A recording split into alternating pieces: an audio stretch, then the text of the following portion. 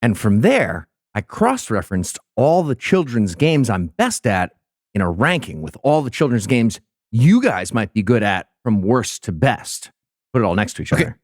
You know the Squid Games aren't real, right? Sorry, It's just what's a Squid Game? Oh, is this just a list that you had? list he had. God, that makes a distressing amount of sense. Yeah, I have a list of that. Okay, but those are guesses at We best. can't leave out the Silmarillion. It's literally the first reference to Mithril ever. This right here is why we can't write in canon order. We have to do it by publication. I'm not having this fight again, Cecil. I'm not having it. Hey, Cecil, Eli, what are you guys up to? What do you mean? We're getting ready for your essay this. Yeah, we're so psyched, but we need your opinion. So we date Mithril by when it appears in the literature or when it's published. Which one would you do? I mean, it depends on whether you're trying to track its appearance in Lord of the Rings canon or literature, but what does that have to do with Mithradates? Who's Mithradates? The subject of this week's essay. Yeah. You mean this week's podcast is not about Mithril dates? No, it's about the king, Mithradates. I knew it was too good to be true. I knew it. Cecil, I didn't know. You guys have hurt me for the last time. Cecil, don't do this. Mithradates is actually Not really now. very... Not now. Give him time to heal. Okay. He's hurt.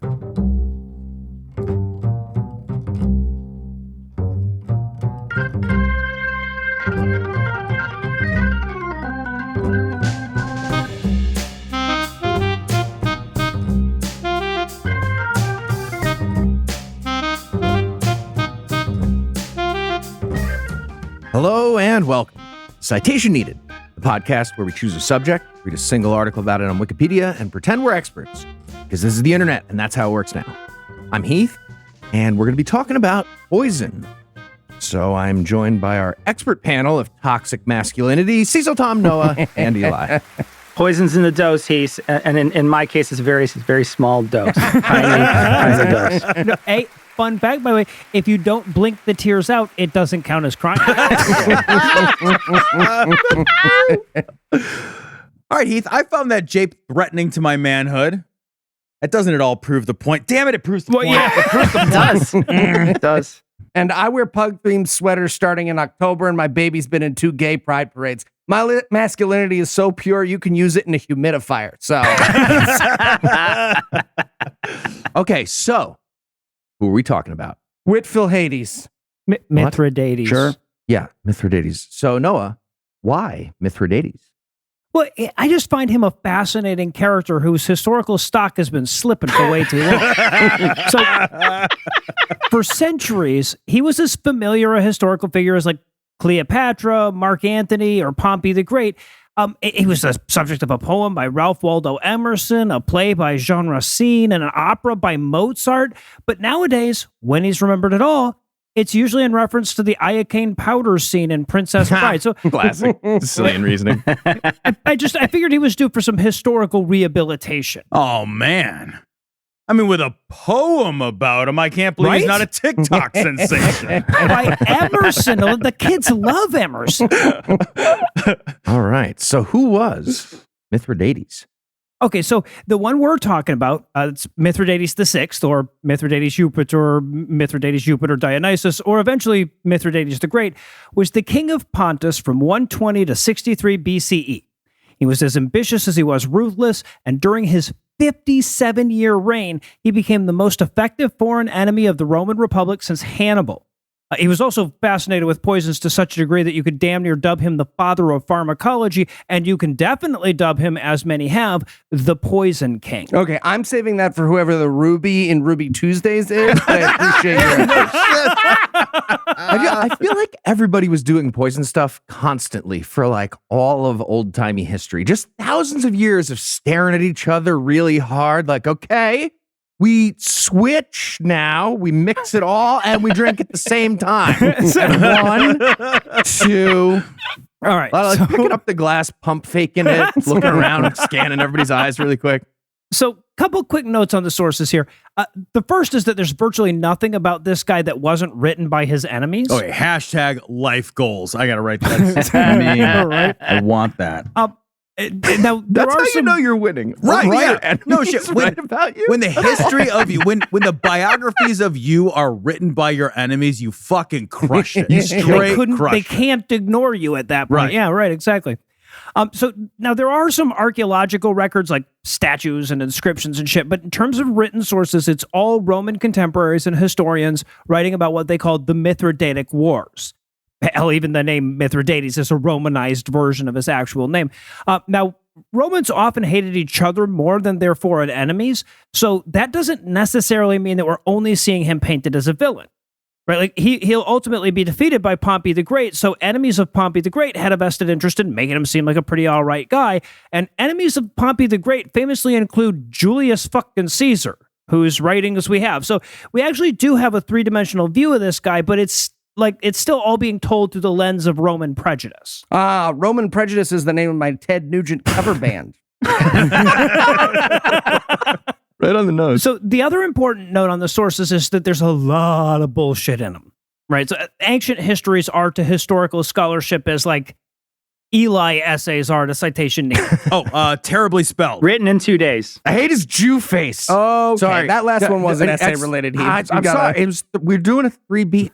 Right? No, I get I was it. just going to say face, and Eli said use the word Jew specifically. I just want to point that I out. never told him to use the word Jew. He said he wrote it in. He wrote it. This was, you should say. We all write our own You should use a lines, Steve. hard J right there. We I all mean, it write our was own lines. misspelled, so I think it was Eli.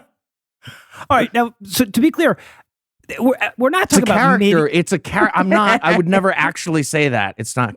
Be clear. You would just think it. It's important. I wouldn't. We're not. Noah, go ahead. Now, so to be clear, we're not talking about medieval sources where like talking birds often play integral parts of the stories, but there's a lot of mythical tropes and divine moral lessons that sneak into Roman histories. There are also a lot of parallels that arise from uninspired writers in the ancient world just cribbing off of other biographies. So you'll see the same stories told about different historical figures over and over again. The point is, it's impossible to tease out the reality from the fiction, so we kind of have to present both. So let me start off here with a great example of one of those dubious facts. All the ancient sources agree that there were two important comets that heralded Mithridates' rise, one on the year of his birth and another on the year that he ascended to the throne. Now, this is especially interesting since Roman tradition saw comets as harbingers of catastrophe, but Pontic tradition saw them as omens of good fortune.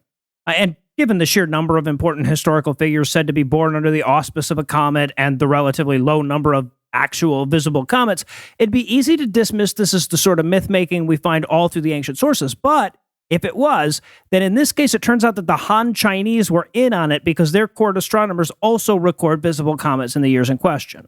By the way, while we're on the subject of overused cliches relied on by uninspired writers, I should note that legend also holds that Mithridates was struck by lightning as a boy, and though he recovered from it entirely, it's said to have left a lightning bolt-shaped scar across his forehead. Yeah. Did not. And while the origin story is almost certainly made up, I don't think there's any doubt that the scar itself was real. Did he live under stairs and have a postal owl too? How do you feel about trans people? I'm curious how Mithridates felt about that. Didn't like him. I wish everything that hurt us left a scar in the shape of itself. Like, Right. I feel like we just know each other better. Like, whoa, martini glass and Virginia Slims? No way. Me too. Twinsies. All right, so Hi, Mom. Mithridates. Anyway, so Mithridates was born in Sinope, a city in northern Turkey along the coast of the Black Sea. He was the Prince of Pontus, a kingdom that was like basically northeast Turkey, but it expanded out to pretty much all of Turkey and the entire coastline of the Black Sea by the time Mithridates was done with it. He had a mix of Persian and Greek ancestry and kind of billed himself as the link between the East and the West, both in terms of his kingdom and in terms of his culture. To that effect, by the way, he was a legendary polyglot. According to Roman historian Pliny the Elder, he could speak the languages of all 22 nations that he would ultimately come to rule. Okay. And some sources have the number of languages he could speak as high as 50. Okay. I love this lie because it inevitably means that there was a day where some guy came in, started babbling about land deeds in Phoenician, and Springbill dames had to be like, yeah, So he didn't blow his cover as the language guy. Extremely high score on Duolingo, though. Like, I mean, extremely hell yeah. high. That owl jerked him off. So, all right. So Mithridates VI was predictably the son of Mithridates V. And in the gross ass tradition of ancient royalty, his mom was also his first cousin once removed. Now, as heir to the Pontic throne, Mithridates had an early interest in poison. Okay, the average life expectancy of Persian kings at this point in history is measured in femtoseconds or something, and the preferred method of assassination was poison. So, as a boy, he spent time learning to ride a horse and shoot a bow and kick some ass like all the other noble kids, but he also spent a lot of time reading about and cataloging all the myriad poisons of the region. This would Why does ultimately your blossom. thermos have an X on it? I don't understand what's happening. It's a weird lunchbox. Go ahead. I'll have some. So this would also ultimately blossom into a lifelong obsession and, at a certain point, a bit of a royal gimmick. We'll get to all of that. Okay, Vladimir Putin's vision board, it's just a sexy picture of Mithridates with his finger over his mouth. Putin's reading the boyhood diary of Mithridates. Smear it on the underpants. Genius. Yes. Score one more for the boy who lived. So anyway, at age 15, Mithridates' father is assassinated by, did I already spoil it? Poison. Poison. Yep. That'll do it. So Yeah. Mithridates was heir to the kingdom, but he wasn't of age. So his mother cousin, Laodice VI, takes over as queen regent until the boy comes of age. Mother cousin, please. Noah, Heath can only get so erect. You have to. He's into That's not true. What does that even mean? All right, so now this is prime getting murdered territory, right? Sure, you can have complete autocratic rule of this entire wealthy kingdom until this kid that's entirely in your care turns 18, that is. Sure hope nothing happens to him. To make matters worse, Mithridates has a younger brother who has a combination of stupidity and loyalty that mom finds way more desirable than her clever, independently minded firstborn. And just to add to the confusion, by the way, that younger brother's name is also Mithridates. Anyway, What? Yeah. Shortly after his father's death, Mithridates catches wind of an assassination plot by his mother and escapes along with a different, better little brother. One of those weird times in history where mom agrees with the angsty teen and they both wish that he was never born. So about the mother, Noah, would you say that girl was poison? Oh, shit, because he is going to be immune to her. Well done. What? Now, Poison. Now, so once again, I have to I was emphasize born the in point. 1987. Now, Okay. Now- Eli, hey, fuck you. just and take that as you will. You know what I mean? Like, Yeah, to sure. heart is what I mean. To heart. Now, once again, I have to emphasize the point about these mythical tropes. So, countless legendary historical figures follow this basic pattern. They're of noble birth, but a powerful ruler wants to kill them while they're still defenseless kids. So they go out, they live off the land, they mingle with the commoners, they be lowly, whatever, only to return eventually avenge their exile and inherit their kingdom. Cyrus the Great, Moses, Romulus, Jesus, Simba. It's all over the fucking place. So who the hell knows how accurate any of this is? But the key is that he goes off and endures hardship for 7 years. Then he comes back and kills the fuck out of his mom. Whoa. Or, I'm sorry, imprisons her where she soon after dies of natural causes. And then, just to reel Heath back into the story, he marries his sister. And Nice. because the ancient world had fucking 9 names they all had to share, her name is also Laodice. Okay. Oh, yeah. Confuse it up. I like it. You know, he never would have survived out there alone, but he was helped by a small but cheerful band of singing dwarves the whole time. Right, So, yeah, and that a was good. warthog. Yeah. So, I decided to embrace the thing where you just made a ridiculous thing. Yeah, about it's going to how go I- great for you. I'm just yeah, going no, right into it. exactly. You sure are embracing it by I'm only a clarifying child. now. You can tell. I love incest. You lose. All right, so by the time Aren't you he an takes only the throne, child, though? Like, it's Yeah, so it doesn't even doesn't work. I think Noah was saying something. so by the time he takes the throne, he's already among the world's leading experts on poisons, but he decides that's not enough. So he sets about 2 courses of action to thwart his next would-be assassin, both of which bear his name to this day. Mr. Yuck? He just the goes first around is the that he- kingdom putting stickers of unhappy faces on things. His herald comes in as just a big shield with Mr. Yuck on it. All right, so the two methods that bear his name, though, the first is that he started a regiment of very small amounts of a few common poisons, including the one that killed his dad, with the goal of building up a tolerance and ultimately an immunity to them. Today, we call that Mithridatism. The other was to develop a universal antidote that could counteract all poisons. Now, legend has it that he actually succeeded in this, but the recipe has been lost to time. Almost certainly bullshit, but to this day, a theoretical antidote to all poisons is still called a Mithridatum. Actually, nowadays we call that a juice cleanse. No, it's Oh, a juice right, cleanse. Yeah, we call Mithridatism alcoholism. That's not how we spell Right, that's alcohol. another He's trying to term get for that. immune. Okay, that Right, makes sense. right. I'm trying to cure everything. It was the second one. Right, yeah, exactly. No, of course, lest I make it sound like he was some kind of fucking Linus Pauling or Gregor Mendel or something, I need to emphasize that he was a mean motherfucker.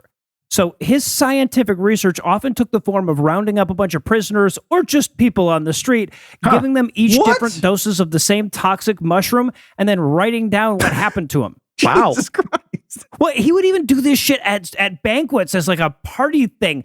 He would like shoot a condemned prisoner with a poison-tipped arrow and then like talk his guest through all the various stages of misery that person was experiencing on the way to death.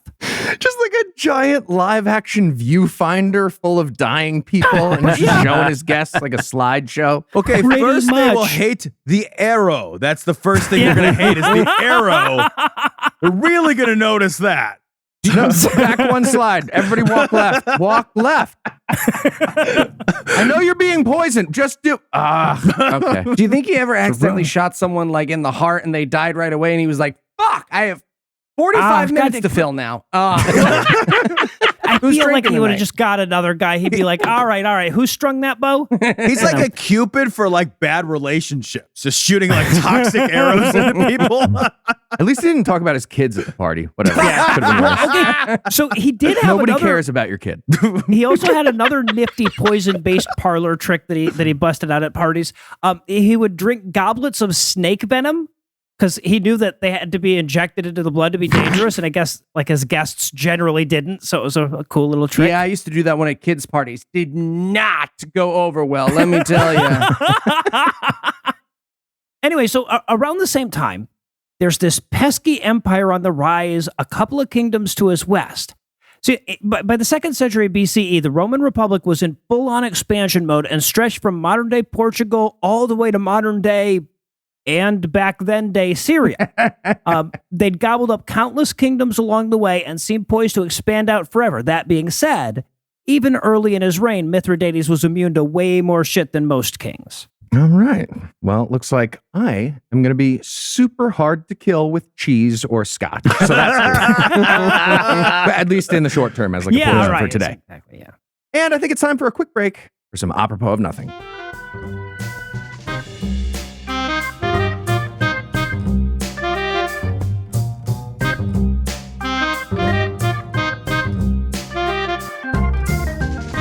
King Mithridates. Yes, my advisors, come in. Yeah. So, sir, it's about the war in the East. Oh, yeah. Oh, hey, I ever show you guys how much snake venom I can drink? Yes, Yeah, yes, sire. you So, have. so here's the thing. Our troops. Do you dare me to drink some? I'm sorry. What, sir?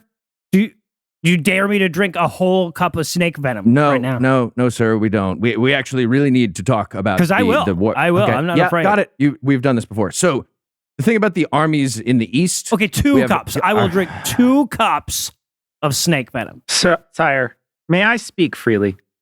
Oh, of course, we're all friends here. Yeah.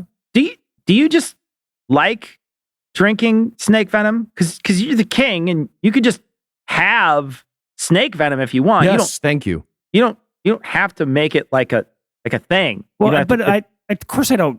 I'm demonstrating that I am a master of poison. I don't want to drink snake venom. Yuck! It's gross.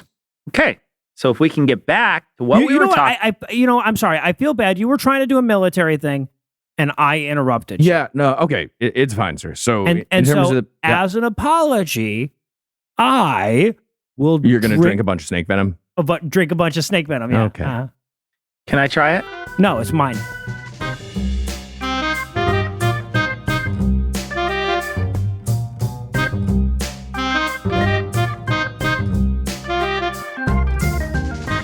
And we're back. When we left off, Mithradates had invented Jim Baker's silver solution way back in the day that cures everything. But then it got lost to time. So what's next? Jim Baker finds it. But no, And then he goes to jail. Sorry, in this story. So for pretty much the day he deposed his mom, Mithridates set about expanding his kingdom. His goal was to create an empire that completely surrounded the Black Sea and covered all of Anatolia. Now, the first step in doing this is the seemingly impossible task of subduing the Scythians. Nobody had ever done that before. Now, he's not actually after any Scythian land, but he is after a bunch of kingdoms that were scared as all hell of the Scythians. So he basically got Crimea, the Bosporan Kingdom, and a couple of other smaller places to agree to his rule if he could protect them from the Scythians. So he won like 5 kingdoms by defeating one different kingdom in a couple of battles. I get it. The U.S. did the same thing when we invaded Iraq. We got like bonus. That's true. Operation Enduring Fiefdom. Freedom. You were close. Freedom. I don't know.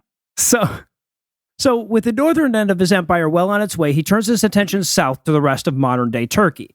At this point, he allies with a Bithynian king named Nicomedes III in an effort to subdue and partition Galatia. And apologies if I'm tossing out a ton of unfamiliar geography at this point, but all you need to know here really is that he's partnering with the kingdom to his west to partition a kingdom to that guy's west.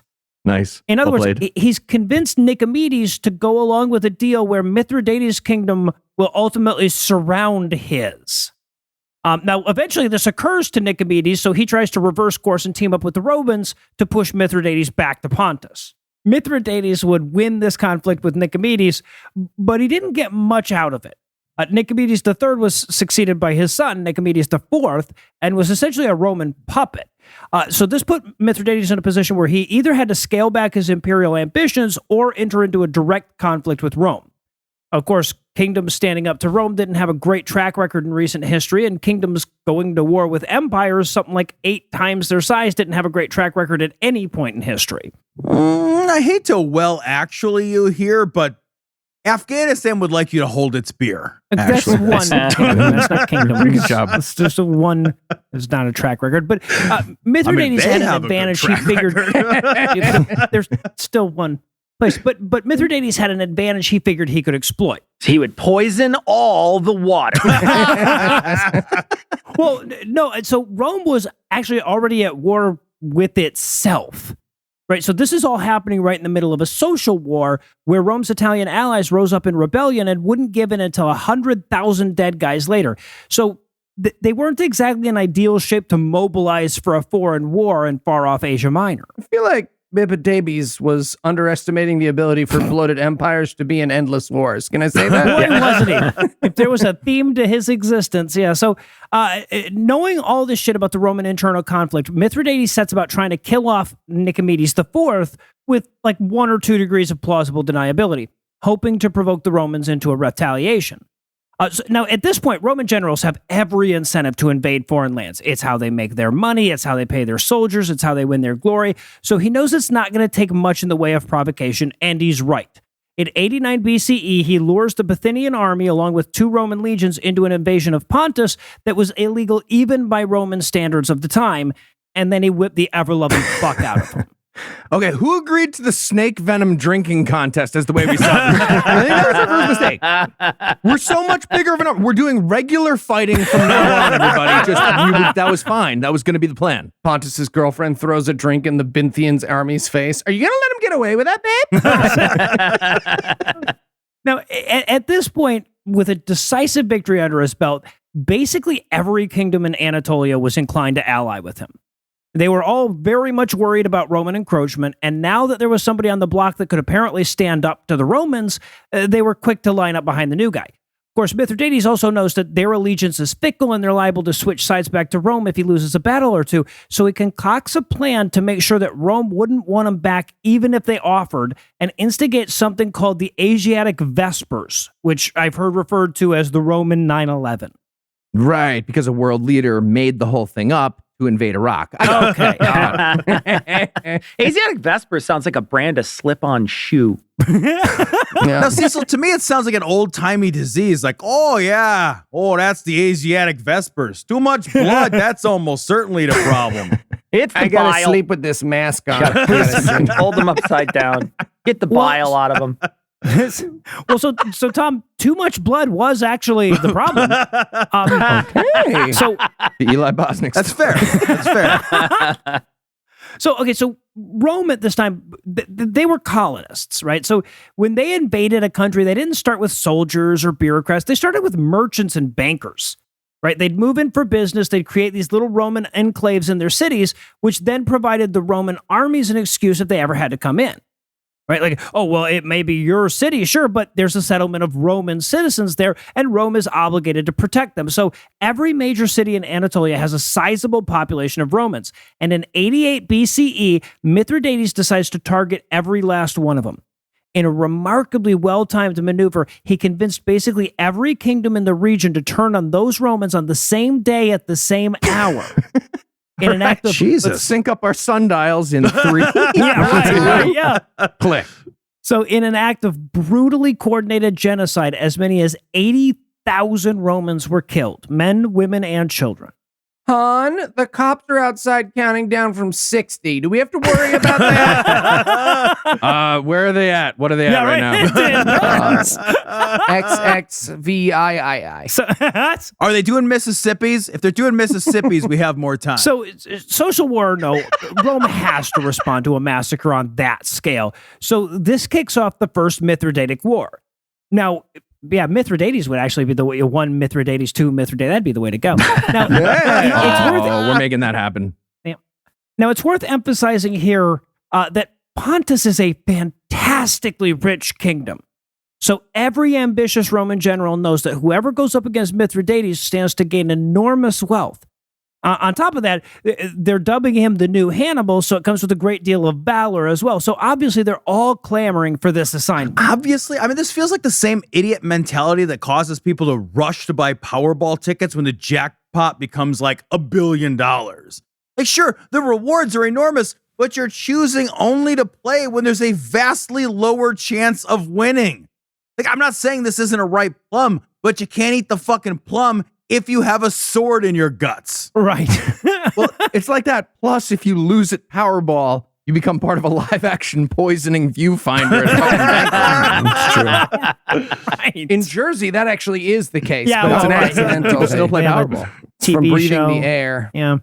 Now, ultimately, the Senate awards this command to the promising young general Lucius Cornelius Sulla. This isn't an episode about Sulla or the fall of the Roman Republic, so I don't want to go into too much detail, but all you need to know for the purposes of this story is that Sulla has a rival general named Marius, and he's way more worried about that rival than some backwater hick king from faraway Pontus. Oh, man, they should have worked together. Then they could have been the Marius brothers. So that's pretty good, actually. I like that. So, so Sulla gets to Anatolia. He immediately starts kicking ass. The Pontic army is well supplied. Mithridates is a clever commander-in-chief, but the Roman legions are unrivaled in the Mediterranean at this point. And Sulla's as good as they come as far as generals. But the whole time that he's winning these battles in this war, shit's going south for him back in Rome. Marius is rising in influence, and there's actually a legitimate risk that he's going to lose his command halfway through the fucking war. So he talks Mithridates into signing this uber-lenient peace treaty that basically requires Mithridates to say he's sorry like he means it, and then Sulla heads back to Rome. Yeah, Sulla's great-great-grandson is now sentencing capital insurrectionists to writing, "I'm sorry, guys," 1,000 times on the chalkboard. Yeah. I would take that at this point. If I got to watch them do that, that would be something. Yeah. Now, needless to say, this sweetheart deal did not sit well with Sulla's army, the Roman Senate, or the Roman people. They wanted Mithridates brought back in chains and strangled in the public square for the massacre. So the Senate refused to ratify Sulla's treaty, but that actually meant that Mithridates got off even easier because he doesn't even have to say it like he means it anymore. Right? So this leads more or less directly to the Second Mithridatic War, where Pontus wins one big battle against a tiny force sent against him and says, okay, how about another one of those like I really mean it treaties and I won't kick your ass again, and he gets it. Okay. all of old-timey military history was kids in the backyard. It's all timeouts and interference and like, okay, no, but starting now, it's the corner of the shed. It's all that. I remember the song about this, actually. It was like, I got in one little battle and my mom got scared. She said, you make pizza solo and come crawling back home here. West Anatolia. Drinking venom is how I spent most of my days. All right, so after that, there's a decade or so of tenuous peace between Mithridates and Rome, but that ends when Bithynia's puppet king dies and leaves his whole kingdom to Rome, according to a will that the Romans presented. Anyway, so the Romans try to annex Bithynia. Mithridates said, the fuck you will, and we get the Third Mithridatic War, which lasts more than 10 years. Ultimately, though, Mithridates' forces are defeated by future triumvir and Caesar nemesis Pompey the Great, and then Mithridates is driven into exile in the north. But no one up there has seen his like venomous mug trick, so that's not all that bad. I mean, it's like a new Still audience. fresh. Kingdoms are passed down in wills? Yeah. In wills? You know, there was that one emperor, though, who was just like, okay, and to my cat Mittens, I bequeath the spoils and lands of 3 generations of proud warriors. I leave nothing to Whiskers. He knows why. I feel like there were a lot of emperors like that, actually. So, Yeah. all right, so by the time of his exile, he's been on the throne for 57 years. Ooh, I bet his legs fell asleep. We've all been there. You get like a couple of Sprinky Balls and Candy Crush. Yeah, and, no, right, exactly. All right, so but this guy's in his 70s, right? Most motherfuckers would just take their giant pile of money and all their wives or whatever, and they'd settle down in exile. But even septuagenarian Mithridates wasn't that kind of guy. So instead, he starts re-raising armies with the ambitious to the point of insanity plan of following in Hannibal's footsteps and bringing his army over the Alps to invade Italy from the north. Jesus. That's weird, because when you said you'd think most guys would just settle down with their giant pile of money, I thought you meant he filmed a transphobic stand-up special. How times have changed, huh? Right? Well, I don't know. We pre-record this. Dave Chappelle may be invading Italy from the north right now. We don't know. Of course, so many leaders of many nations have gone with this, like, you know, I want to go out in a blaze of glory idea. But to do that, it requires a whole fucking army going along with you. And Mithridates' army was way less sold on the blaze of glory idea than he was. So ultimately, they decided to turn on him and install his son, Pharnaces II, as their new king. And Pharnaces' first act as king is to make a deal with Pompey where they can have Mithridates in exchange for ending the Roman occupation of Pontus. So now, like, sad, old, bitter Mithridates realizes that he's doomed to the fate he most feared, defeat. He'll be taken back to Rome in chains, he'll be paraded through the streets in Pompey's triumph, and, if past behavior was any indication, he will be strangled to death at the end of that parade. So, rather than submit to that fate, he turns to his old friend, poison.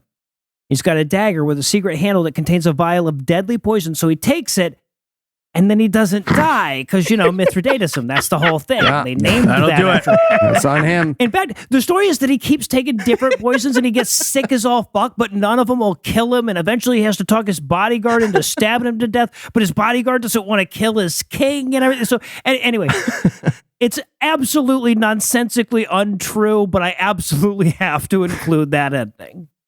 Yeah, and right before he died, he started penning that song. He's like, and there's a black fly in my Chardonnay. All right. If you had to summarize what you've learned in one sentence, what would it be?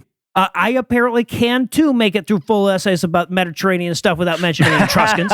Oh, you're so close. No, So this isn't part of the essay. This is part of the question at the end. I got through the essay. It's liminal. Are you ready for the quiz? I am. All right, Noah. I'm a bit of a Mithridatist myself. How?